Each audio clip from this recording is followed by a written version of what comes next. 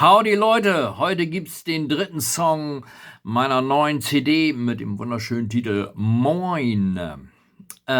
Dieser Song muss eigentlich nicht mehr vorgestellt werden.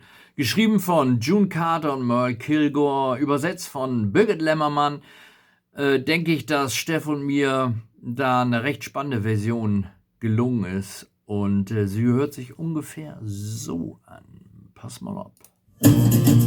Ja.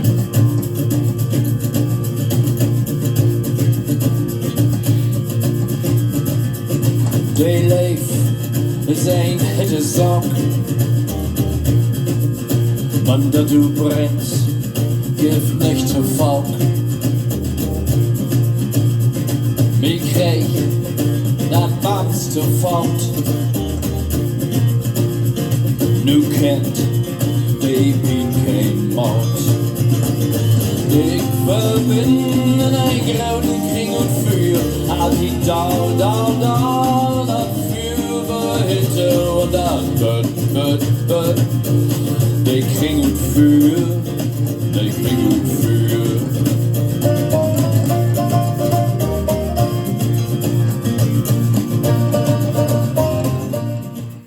Wunderbar. Hat super viel Spaß gemacht, den Titel einzuspielen. Wenn euch... Ups, da ist was runtergefallen.